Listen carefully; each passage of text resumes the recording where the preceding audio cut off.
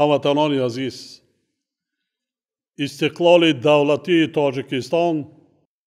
رویدادی تاریخی که در حیات ملت کهن بنیاد تاجیک گردش کلی و سرنوشت را به وجود آورد و مردم ما به شرافت این پدیده زندگی ساز تقدیر آینده دولت و ملت خود را به دست خویش گرفتند 31 ساله شد. به افتخار این جشن مقدس و بزرگ تمام مردم شریف تاجیکستان و کل هموطنان برون مرزیمان را صدقاً تبریک میگویم. استقلال دولتی برای مردم ما امکانیت نادری تاریخی فراهم آورد که زیر پرچم ملی خود متحد شده با زحمت اهلانه و بنیادکارانه بسیار مشکلات و مانعهای سخت و سنگین را پس سر نمایند و کشور محبوبمان را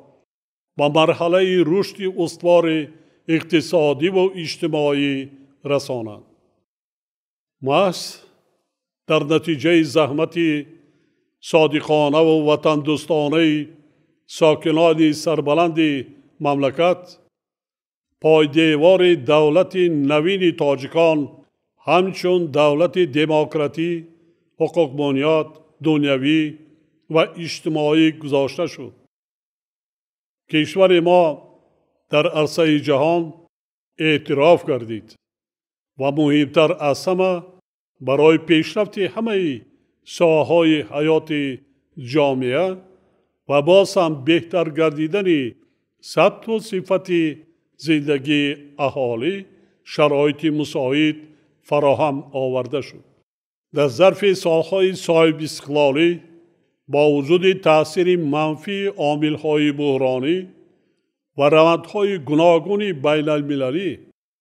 رشد بامرام اقتصادیات و اجتماعیات مملکت تأمین گردید. در ساحه‌های علم و معارف، فرهنگ و تندرستی، صنعت و کشاورزی و دیگر سمت‌های حیات جامعه اصلاحات و نوسازی‌ها عملی گردیدند و همکاری‌های متقابلاً سودمند تاجیکستان با کشورهای گوناگون عالم گسترش و توسعه پیدا کردند. استقلال دولتی تاجیکستان را با جهان و جهان را با تاجیکستان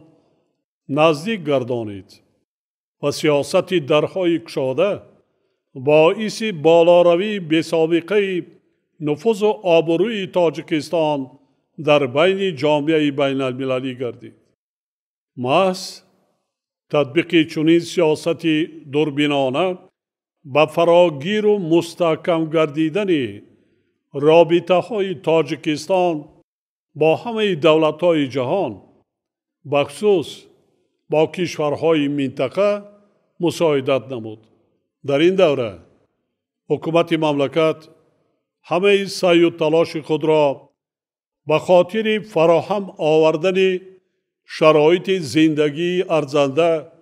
برای هر یک ساکن کشور روانه ساخته با استفاده از تمام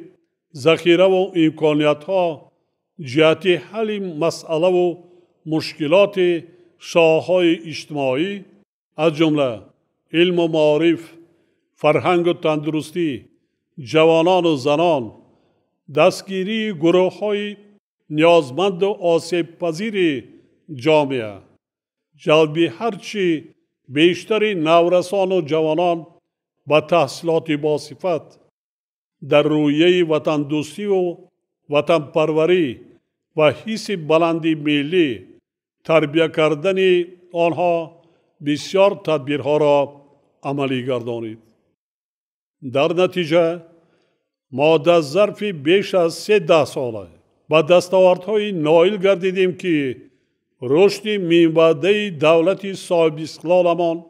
با آنها وابستگی مستقیم دارد. از ورطه نابودی نجات دادن دولت تازه استقلال تاجیکان،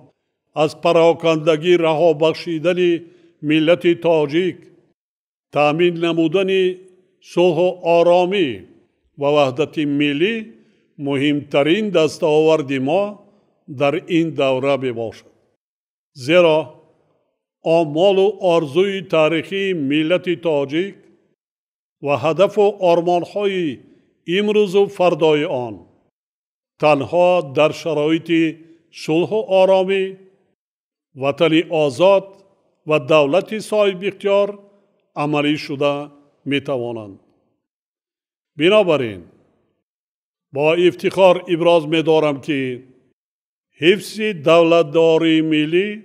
دستاورد بزرگترین و مقدسترین در تاریخ نوین ملت تاجیک و صلح و آرامی نعمت ارزشمندترین در حیات خلقمان می باشد. بعد برقرارسازی صلح و ثبات ما تمام کوشش خود را با تشکیل ساختار مکمل اداره کنی، حکومت با صلاحیت، پارلمانت کسبی، ارتش ملی، نهادهای نظامی و امنیتی و دیگر رکنهای ضروری دولتداری طبق معیارهای معاصر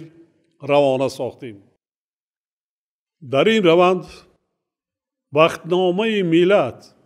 کنستیتوسیا و رمزهای دولت صاحب استقلال، پرچم، نشان و سرود ملی که مایه افتخار مردم ما می باشند قبول کرده شدند. امروز تاجیکستان با 180 دولت جهان مناسبت‌های دیپلماتی و دوستانه دارد و عضو کامل حقوق 57 سازمان بین المللی و منطقوی می باشد. نقش دولت ما مخصوصاً در سازمان‌های با نفوذ برای حل مسئله‌های مبرم دارای اهمیت جهانی و منطقوی از قبیل تأمین امنیت و ثبات و بهداشت اکولوژی و اقلیم مؤثر و سازنده ارزیابی می‌گردد. ما از آن قناعتمندیم که اکثر دولت‌ها موقع و تشبس‌های تاجیکستان را در مسئله‌های آب و اقلیم و حفظ پریخ‌ها همچون کشور پیشرفت اعتراف نموده در این مسیر سازنده با ما همکاری میکنند. دستاوردهای ذکر شده بی‌شبهه ثمره استقلال و صاحب اختیاری کشور ما در ظرف 31 سال بوده. زمینه اساسی برای تغییر سیمای دولت و بالاروی نفوذ و آبروی آن در عرصه بین المللی گردیدند. مردم شرفمند ما که راه بیش از 13 ساله پر از مانع و مشکلات ولی پر افتخار تاریخی را سربلندانه طی کردند، خوب می‌دانند که از دوره بسیار وزنین خاموش کردن آتش جنگ تأمیلی شهروندی، برقرار ساختن رکنهای دولتداری و ساختارهای فلج شده و از فعالیت بازمانده دولتی تا رسیدن به مقام و جایگاه امروزه دولت تاجیکان چه زحمتی بزرگی را طلب می‌نمود. دیگر قدم تقدیرساز در بنیاد دولت معاصر تاجیکان انتخاب درست شکل و ساخت دولتداری بود. در اساس واقعیت تاریخی و سیاسی گذشته و معاصر و با در نظر داشت منفعت‌های امروز و آینده ملی و دولتی، خلق تاجیکستان با میل و اراده خود و با اظهار رأی آزادانه راه بنیاد دولت دموکراتی و حقوق بنیاد دنیوی و اجتماعی را انتخاب نمود که آن همچون افاده رأی قطعی مردم کشور در ماده یکم کنستیتوسیای ما برای همیشه مقرر گردیده است. حالا تاجیکستان در جاده بنیاد نظام دولتداری انتخاب کرده خود با قدم‌های استوار پیش می رود. تجربه حاصل شده و تحولاتی که امروز در جهان معاصر می گذرد بار دیگر ثابت می سازد که شکل و ساخت دولتداری ما انتخاب درست و دوربینانه بوده. خود همین غایه به یکی از زمینه‌های اساسی حیات آسایشته جامعه تبدیل یافته است. در دوران صاحب اسلامی حکومت مملکت با بنیاد راه و پلها و نقب‌ها، نیروگاه‌های برقی آبی و صدها کارخانه خرد و بزرگ صنعتی زیربنای معاصر کمونیکاسیونی و انرژتیکی و صنعتی کشور را گذاشته نظام یگانه انرژتیکی کشور را به وجود آورد و تاجیکستان سه پارچه را به یک قلمرو واحد و کشور ترانزیتی مبادل گردانید. در لحظه های پر افتخار جشن مبارک استقلال دولتی به یاد آوردن راه پرشرف طی کرده خلقمان ذکر دستاوردهای بنیادی دولت و مردم تاجیکستان با آن خاطر است که ما باید من بعد نیز متحد و سرجم باشیم و حفظ با اعتماد دستاوردهای تا امروز نایل شده مان را تأمین نماییم. زیرا شدتیابی برخورد منفعت‌های ژئوپلیتیکی در دنیای امروزه، وضع نابسامان اقتصاد جهانی، نارسایی شدید آذوقه‌واری، بلند گردیدن نرخ محصولات غذایی در سرتاسر سیاره، اینچنین یراقناک شوی با شتاب و آغاز دیگرباره جنگ سرد، مشکلات وابسته به تغییریابی اقلیم و پهن‌شوی بیماری‌های سرایتی ما را وادار می‌نماید که در تطبیق هدف‌های استراتژی ملی پیش از همه حفظ امنیت آذوقه‌واری مملکت و اجرای نقشه و وظیفه‌های در نزدمان قرار داشته هرچی بیشتر و فعالانه سهم گذاریم. در وضعیت پیچیده و ناآرام جهان معاصر هر یک شهروند آگاه تاجیکستان باید درک نماید که از برکت استقلال و صاحب اختیاری، صلح و ثبات و وحدت ملی